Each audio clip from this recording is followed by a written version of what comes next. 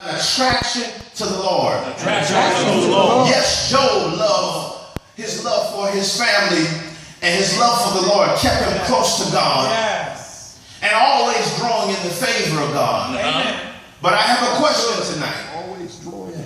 We're talking about gravity, and we're talking about the attraction from us and the attraction from God.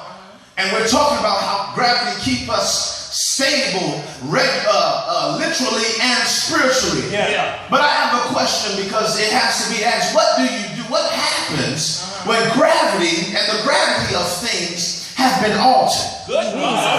What do you do when the pull, the attraction from you to God is no longer, it has been altered? Wow. Yes. What do you do when the very thing that is keeping you grounded and stable and close to the things of God just decide to let you go? I gotta make a sidebar right here. The Bible says that the sons of God went to the Lord, and they went. The Bible says that they presented themselves to Him. And they presented themselves, and they began to have a conversation. The devil interacted in. Showed up. He showed up to the meeting. Yes, sir. So immediately, the form of things was altered. Job's world in the spirit was in a spiritual bliss. Everything was perfect for Job, not just realistically, but spiritually. And then the Bible says that one day in the King James Version, listen if you please. Now there was a day when the sons of God came to present themselves before the Lord. The devil came too. That's what the King James Version says. The NIV version says one day the angels came to present themselves before the Lord. The complete Jewish Bible says that one day the sons of God came, check this out, to serve Adonai. Yes, sir. And among them came the adversary. Now this is a sidebar, I don't have this in my notes, but we know that the sons of God is stated in Genesis, that the sons of God, I think Genesis was 6, that the sons of God, they are often referred, it's a theological debate, but they are referred to as the sons of God, but we think that they were angels. Now, if they're in Genesis, at the very beginning, not the very beginning, because it was, a few hundred years through there, but if they were in Genesis at the beginning of the word, and we know that in the beginning, the devil was cast out of heaven, and maybe a third of his angels, am I correct? So we know that the sons of God that are referred into Genesis, the Bible says that they saw the humans when the earth started to replenish itself. They saw the humans and began to multiply with them. So this is just my theory. I may be wrong. Correct me if I'm right. But if you put two and two together, I don't think that any angelic beings that are, check this out, that are not demonic or not immoral, they wouldn't have did the whole multiplication. Well, we just gonna say we know what they did, but I don't think that the good angels, they couldn't be the good angels. They had to be the angels that was cast out of heaven with Satan. The Bible says that they came to Adonai to serve him. They came to Adonai to serve him. So check this out. This is how crazy the devil is. The devil will take angels, guess what? That are on their way to do the work of the Lord, and he will flip things around. Have you ever been in a situation where everything is going right on your behalf? They may not should, but they're going right. And when the devil sticks his foot in, all of a sudden things slip out. The Bible says that the bad angels was on their way to serve God, to serve him, and the devil showed up and changed the whole script. The sons of God came to present themselves to God and serve God, and the devil came as well. Now I love this scene because it shows us how the devil always messes stuff up and changes the order of things in our lives. The Bible says in verse 7, Adonai asked the adversary, "Where are you coming from?" The adversary answered him, "Adonai, from roaming through the earth, wandering here and there."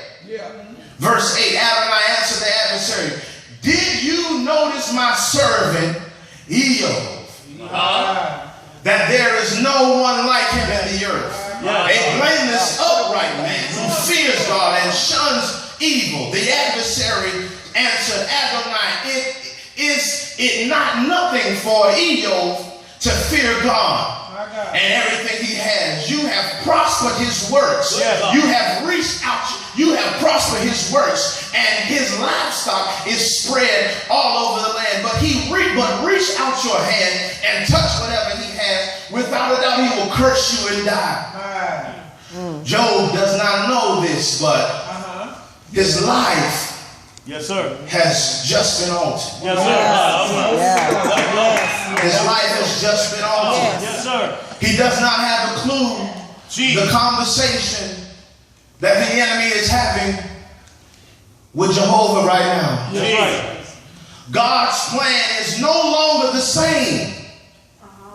The gravitational pull between Job and God has been altered. And the same series that would happen in the earth is about to happen in the spirit. Some information. In 2011, Honshu, Japan suffered a horrific earthquake.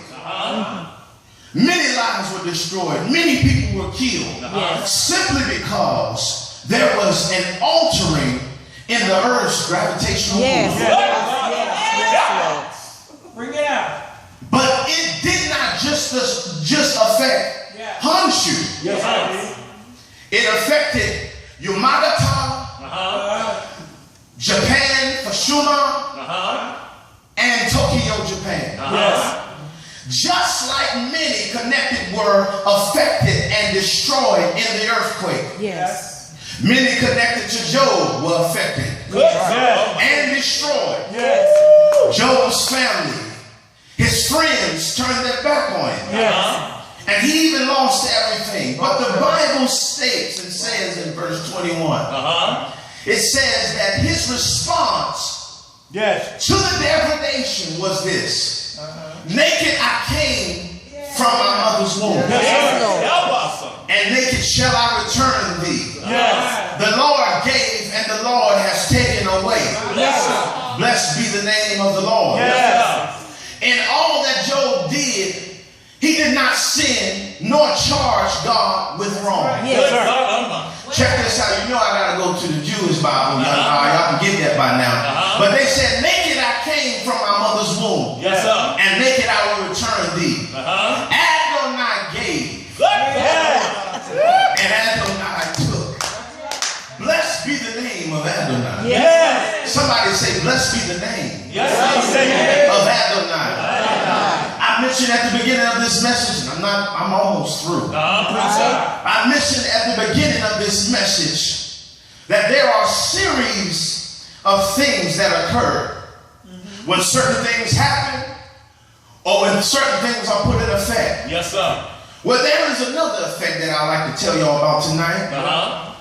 And that effect is mentioned and put in effect when gravitation is assisted. It's called gravitational assistance. Other scientists, they refer to it as the slingshot effect. Somebody say the slingshot effect. The slingshot effect, that's when gravity pulls you so hard. This is good stuff. Pulls you so hard until it accelerates you or redirects you.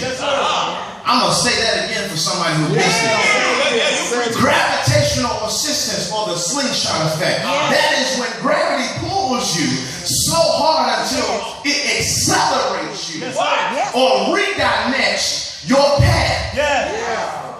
And I come to tell somebody tonight that is what happened to Job. The devil pulled him so hard down that when the devil had to release him, the same gravity that was established between God and him at the beginning was accelerated. And it accelerated his blessings and put him on a new path. Somebody say the slingshot effect. That's the slingshot effect. Job 42 says, it's saying after Job has prayed for his friends. This is after his people that turned their back on him. Yes, sir. His wife had died, his family had died, he had lost everything. The Lord restored his fortunes and gave him twice as much. You didn't get with it. Twice as much as he had before. Somebody say slingshot effect. Somebody look at your neighbor and say acceleration. Acceleration. Say gravitational acceleration. I'm almost finished with this thing. Good God Almighty. But in the complete Jewish Bible it says Adonai restored his fortune. It says that Adonai gave Eov twice as much as he had before. That's it tonight. I'm finished with this message. I really don't know if you caught everything that I said. I'm not sure if you were listening as hard as I studied. I'm not sure if you got the message that I gave to you tonight.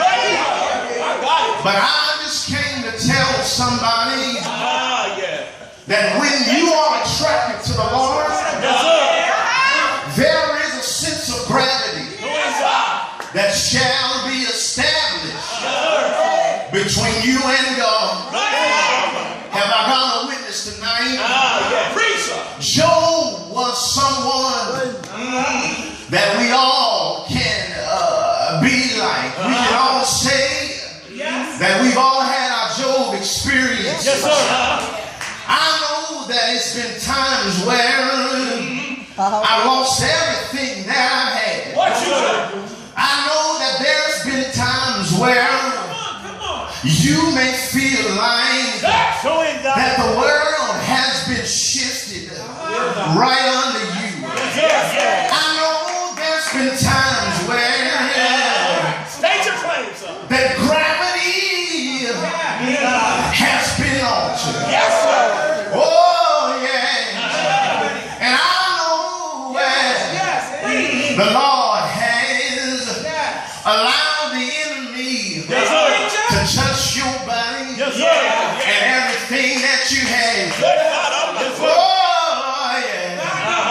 I know that there's been times that the enemy has touched your body, touch your finances, touch your land, touch your houses, touch your children, touch your family. He's touched your car. He's touched your bank account. He's touched everything that you have. But I declare that if you keep your hand in the Lord's hand, He will.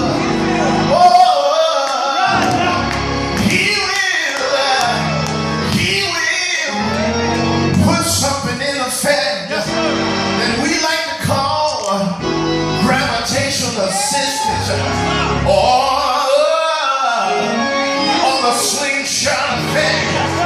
Look at your neighbor and say, oh yeah, oh neighbor, I don't know about you tonight, but anytime I come into the presence of the Lord, there is a pull, there is an attraction that I can't hide.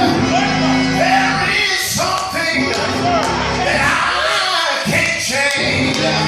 There is gravity between me and God, and that gravity is going to keep